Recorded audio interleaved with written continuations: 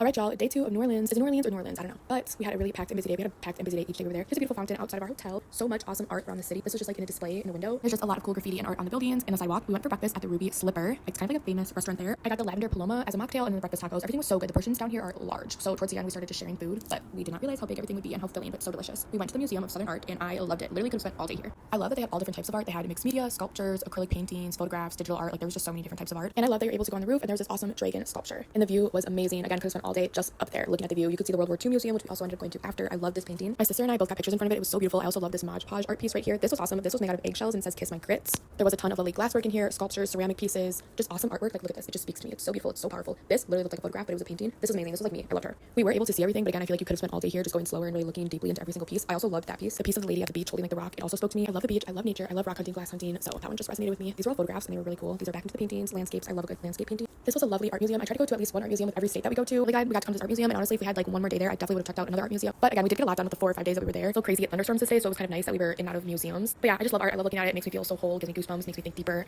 I love art so much. This was awesome. Like the tree trunks look like feet. That also really spoke to me. Just showed how we're grounded. This lady, beautiful, love her. It's kind of rare to find an art museum with all different types of media, so I really appreciated that about this place. And again, some of the paintings were just super deep and powerful. This was a birdhouse. I need this in front of my house like ASAP. The gift shop here was amazing. One of the best gift shops I think I've ever seen at an art museum. And also, I really wanted these paintings that were on the wall. You'll see them in about like 5 seconds. I unfortunately didn't see anything of the paintings for sale in the gift shop, so I'm just gonna look up the artist and hopefully find them. This one and this one. It's literally me in an art piece and the butterflies above. I wish those were for sale too. And then all over New Orleans, they had these awesome little like coin machines where you could just pay $1 and then get like a cute little postcard. And my sister got so many. Every state needs to have these. Like I would spend all my coins on these. And then we did decide to go to the World War II Museum. When we were in New York, we went to the World Trade Center Memorial Museum, so it just felt right and fitting. And it's just good to like educate yourself. I feel like you don't really learn a shit ton about this in school. And either way, it was just cool to see everything like firsthand and read more about it and just get like a closer look at everything. They also gave you these like cards, so you had like a person to follow basically when you learn about a specific person that fought in the war, which I thought was just a cool like interactive thing. This awesome old little vintage house. I loved it. I love anything just vintage and old themed, so I just thought it was so cute. The kitchen I want as my kitchen. And you could open the drawers in here. And this museum was just really interactive, super informative, a lot of information, and I feel like it wasn't biased in any way. It is definitely a heavy museum. Obviously, it's a lot of emotions, a super serious event that took place, and also considering everything that is currently going on in the world, it was just a lot of emotions. Also, walking into the museum and the streets around the museum, along the sidewalk or on the sidewalk, it's all names of people who fought in the war. I would say if you're in town and have the time, definitely go see it. It's worth the see, and you will probably learn something new that you did not know before. And here is the gift shop. I actually didn't get anything from the gift shop. My nana got a few things, and then they also were handing out these free like newspapers, so I took those for a souvenir. I took 2 of them. They honestly did have a lot of cool stuff, and I was considering getting a puzzle of these like vintage radios, but I just would not have had enough room in my suitcase, so I opted out not getting them. But I'm going to look for them online. And then we walked back to the mall to do a little bit more shopping. So we had to get some beignets from Cafe Du Monde. I was so excited. I was waiting for this. This was recommended from like a food influencer that I watch on YouTube. I had this place written down in my notes app for so long. I was so happy I got to try it. I also got an orange juice with it, and honestly, it was good. I think it would have been better with like a glaze or sauce. They only had chocolate sauce available, but it was just so hot. I wasn't trying to eat like hot chocolate, you know. But it was still really good. I'm glad I got to try it, and I would eat it again. Then for dinner, we went back to Cafe Ernest because again, just cheap and right by the hotel, and it was really good food. Like it was a bang for your buck, and we just got things to share this time. And then we started walking around to Bourbon Street. We went to Coyote Ugly. My sister got a Coyote Ugly shot there, and it was so funny. It was the night my sister turned 21, so like at midnight she turned 21, so we went to a couple more bars. But then honestly, we just cut it there for the night. We went back to the hotel. We're walking, and we don't know if it was because of Tuesday night or what, but it was kind of spooky vibes. But look at how pretty the palm trees look at night. I mean, they look pretty anyway.